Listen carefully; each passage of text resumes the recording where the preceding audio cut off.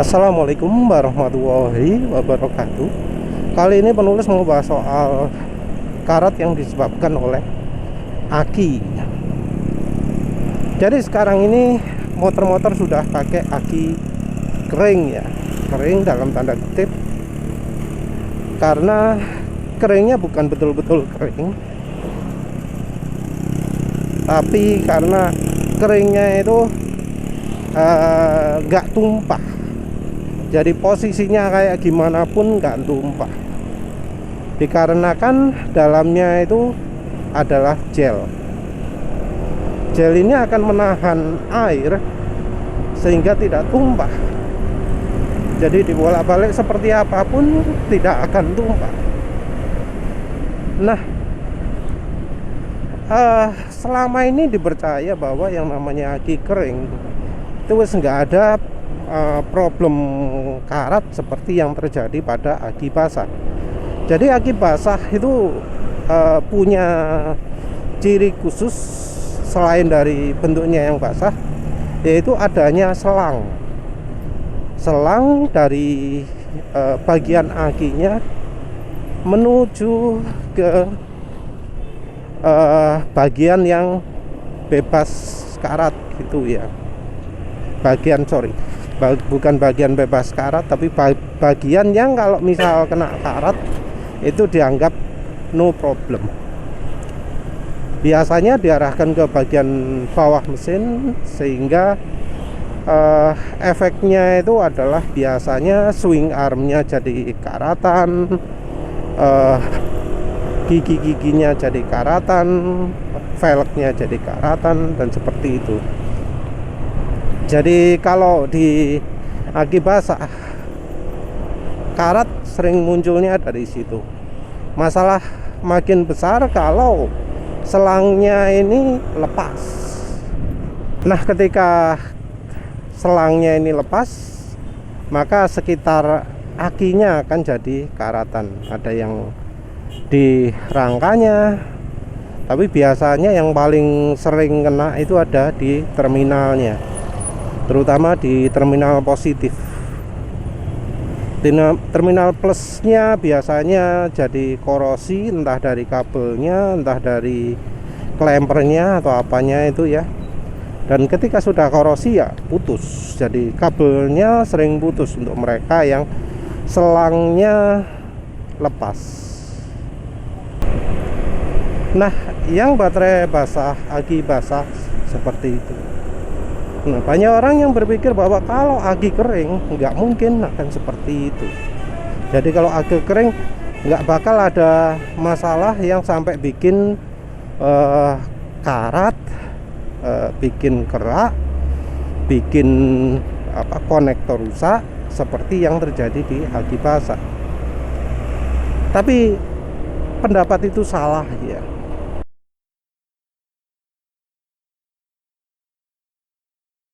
Dan ya sayangnya yang punya pendapat salah ini tidak hanya dari konsumen saja, tapi juga dari desainer pabrikan.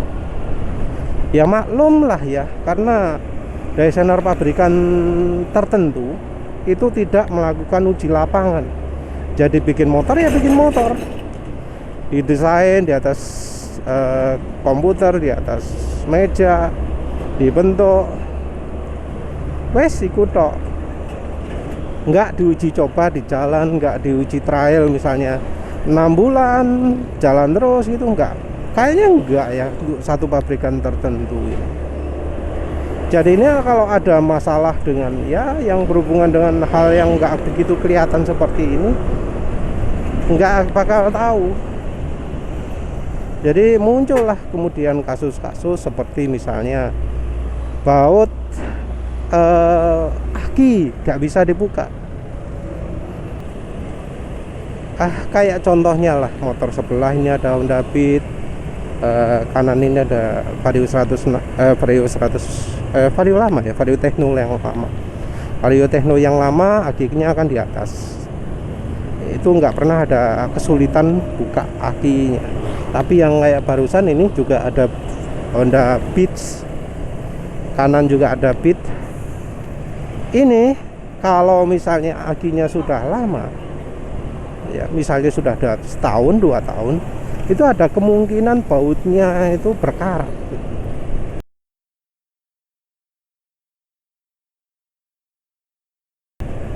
Dan nggak cuma berkarat saja, tapi jadi sangat susah sekali dibuka.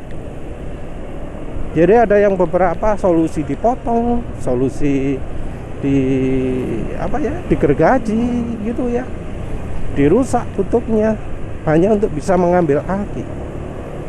Kenapa bisa seperti itu? Kenapa sampai bisa karatan banget? Karena penulis juga pernah kok punya motor yang dek bawahnya itu banyak baut, kena air terus setiap hari dipakai, kena hujan, kena angin atau apa, karatan ya. Sudah bertahun-tahun nggak pernah dibuka. Membuka yang seperti itu mudah, tapi begitu membuka baut akinya Honda Beat itu setengah mati ya. Karena penulis juga pernah ya, saking susahnya wis tak serana wis iki nang tukang wis, karena penulis berharap dari mekaniknya punya misalnya obeng dok apa jenenge ya, impact driver ya, baik dijedak-jeduk bisa buka ya, ternyata tidak. Karena penulis nggak lihat sendiri jadi nggak tahu di rumah dipotong ternyata. Jadi dari mekaniknya sendiri nggak sanggup, solusinya adalah dipotong, saudara-saudara. Jadi dipotong. Kalau dipotong aja ya penulis pun bisa. Tahu gitu tak ganti deh aki. Nggak perlu pakai aki orisinil wis lah. Namanya aki pakai murah-murahan cukup. Yang penting kalau beli yang cairannya terpisah, wis. Karena toh ya aki terbaik pun ya, walau diomongnya awet atau apa ya sama aja ya. Karena ya bukan tipe AGM ya, absorbed mat gelas apa gelas mat tumbuh apa. Pokoknya tipe AGM apa ANG, AGM enggak ya, iya. Tapi yang jelas dari kasus Beat itu sudah mengindikasikan bahwa aki kering pun ya, Beat yang penulis maksud ya tentu beli Beat yang baru-baru ya. Ya motor Honda yang baru-baru yang akinya di bawah ya. Yang akinya di bawah itu kan semuanya sudah silet semua, sudah dalam tanda kutip aki kering, aki bebas perawatan. Tapi kok ya tetap terjadi karatan parah. Apa mungkin penulis perlu kasih contoh ya? Ya wis tak kasih contoh karat-karatane ya Pak. Ya opo.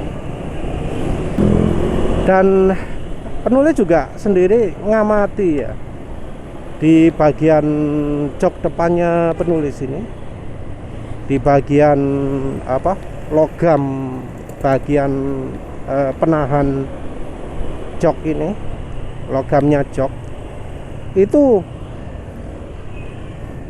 logamnya sampai berubah warna, sampai beda warna. Jadi kayak apa ya, berintik-berintik dulu. Kalau dulu parah yo, belirik-belirik macam-macam gitu ya, sampai berubah warna. Kenapa kok bisa sampai seperti itu? Ada sumber korosi di mana? Ya satu-satunya cuma di akinya. Cuma di akinya saja.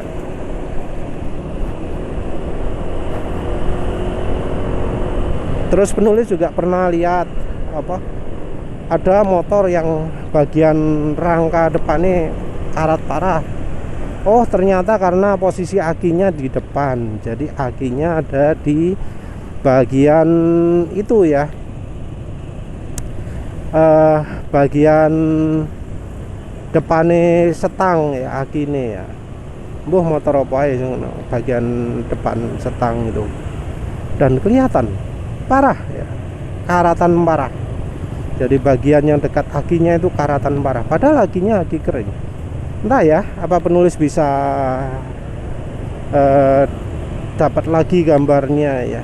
Nanti penulis coba lagi cari, soalnya gambarnya sak pirang-pirang ya. Kalau nyari karat sing temu saf. Sumber gambar sekarang di Facebook sedikit. Bukan di Facebook sedikit, sorry. Banyaknya di Facebook, tapi nyari gambar di Facebook pakai kata kunci itu sesuatu yang sangat sulit. Nyari gambar di Google jarang, karena gambar Google sumbernya dari media-media yang memberitakan soal motor, dan kalau soal karat kayak gitu kayaknya nggak tahu direken lah ya. Tapi gongnya yang utama ya, yang bikin penulis jadi betul-betul merasa orang itu harusnya mulai perhatian dengan oksidasi yang terjadi pada aki ya, yang terjadi karena aki kering. Itu adalah di Honda ADV 160 150 yang akinya itu diletakkan di dekatnya soket-soket, di dekatnya relay dan macam-macam. Kalau nggak salah PCX 160 juga, entahlah, penulis nggak tahu. Mungkin PCX 160, mungkin ADV 150 toh, nanti penulis cek lagi. Nah, penulis jadi yakin soal itu karena penulis pernah lihat ya. Moga-moga bisa nemu videonya. Yaitu ketika Honda ADV ini dibenahi konektornya, dibenahi relaynya, dibenahi soket sekringnya, itu kelihatan ada warna biru-biru, warna hijau ya, hijau biru.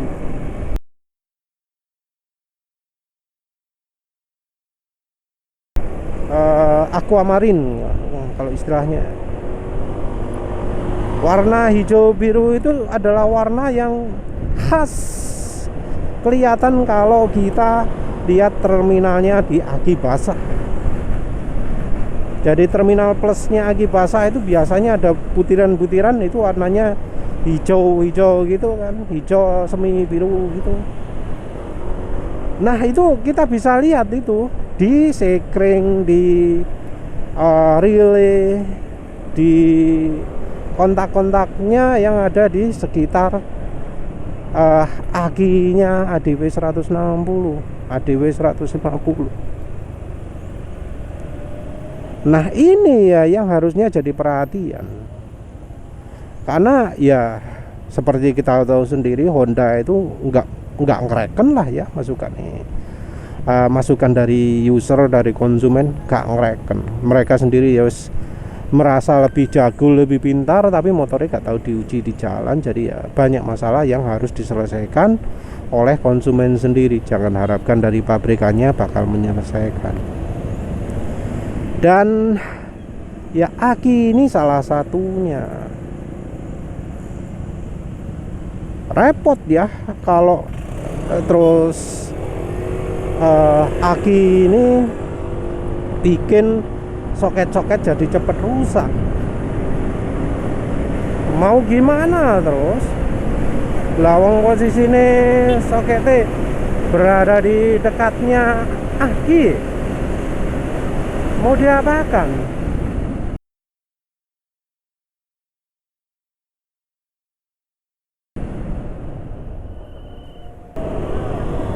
Itu tadi penulis lebihkan biar ya untuk demo, untuk ngerem dari kecepatan 100 sampai berhenti ya. Sebenarnya bisa berhenti, tapi ya rada gak enak nanti belakang nyerutuk. Untuk menunjukkan bahwa ngerem itu bisa dilakukan sewaktu-waktu. Kalau cara ngeremnya bener, ngerem itu tanpa drama. Ngerem dari kecepatan 100 itu bukan sesuatu yang perlu didramatisir di motor yang nggak ada ABS-nya, nggak ada CBS-nya. Lakukan rem yang kiri dulu. Setelah motor mulai ngangguk ke depan dalam waktu kira-kira setengah sampai 1 detik, pakai rem depannya. Terus kita harus melakukan pencegahan ya. Kalau misalnya soketnya, relaynya, itu berada di dekatnya aki, karena aki kering pun terbukti bisa menimbulkan karat di sekitarnya. Itu sudah bukan keraguan lagi. Kita bisa lihatlah buktinya dari mereka-mereka yang dari motor-motor yang akinya dimanapun lah ya, aki kering ya, yang sudah aki kering,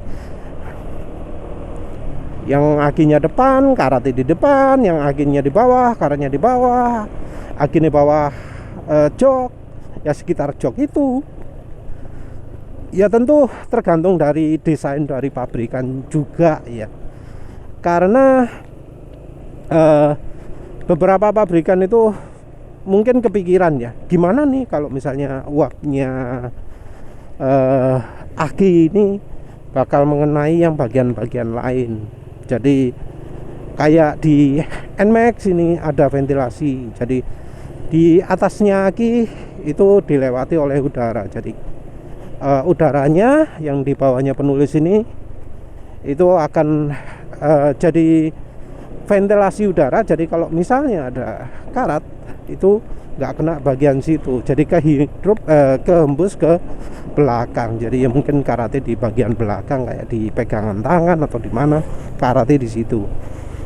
Di Next 2 juga betul-betul malah luwih gede maneh ya, sampai saking gede ini semua barang yang ditaruh bagasi jadi berdebu semua ya, sampai penulis sendiri terpaksa bikin lapisan khusus pelindung ya, yang kalau penulis pikir-pikir sekarang itu mungkin untuk mengurangi resiko uapnya aki jadi mengganggu ya. Apalagi ketika di Next 2 itu ECU itu deket banget dengan aki ya, tapi kalau Suzuki ya konektornya kualitasnya ya kualitas KW1 ya, nggak bisa disamakan dengan Honda. Jadi kalau di Yamaha dan Suzuki sudah ada pertimbangan ventilasi seperti itu. Nah, untuk motor Honda yang aki tanam bawah itu nggak ada. Aki itu dibuat kedap sekali karena tujuannya deke kerendam biar akinya nggak basah. Tapi karena kedap seperti itu, maka uap dari aki akan menyebarnya ke sekitar situ. Terus yang di PCX juga rasanya kok nggak ada ventilasi yang banyak ya, karena antara aki dengan soket dengan relay itu betul-betul gancet jadi satu, ditempatkan di satu box ya. Jadi akinya bukan di box terpisah. Ya itu pilihan desain dari Honda ya. Tapi kalau Honda sendiri ya, penulis merasa emang banyak bikin desain sabotase konsumen. Jadi dibikin sedemikian rupa sehingga motornya jadi cepat rusak. Itu ya sudah salah satu kebiasaan dari pabrik motor Honda. Tapi ya yang penulis amati, aki kering pun masih tetap menyebabkan karat. Nah, kita sebagai user ya harus lebih pinter lah ya. Jangan mau dibohongi sales, jangan mau dijahati pabrikan. Kita harus usaha sendiri, bikin gimana caranya lebih aman. Jadi ya solusinya, cobalah akinya dibuat entah kedap atau lebih banyak ventilasinya. Terus untuk bagian komponen-komponen lain, karena untuk mindah itu ribet ya, kasihlah pelindung. Ada kok kayak dikasih WD-40, kayak di apa kayak dicat kayak kasih minyak kayak, yang jelas biar enggak terlalu mudah kena gangguan dari uap akinya. Dari Honda sendiri mustahil melakukan treatment, karena ya dari Hondanya sendiri kan nggak melakukan uji di jalan, nggak ngereken motor konsumen cepat rusak saya opo. Mungkin kalau ada yang tahu solusi yang lebih bagus ya silahkan. Tapi kalau Dari pikiran penulis ya dikasih anti karat, dikasih anti korosi, dicos-cos gitu ya. Ya wes, itu saja. Terima kasih sudah menonton. Assalamualaikum warahmatullahi wabarakatuh.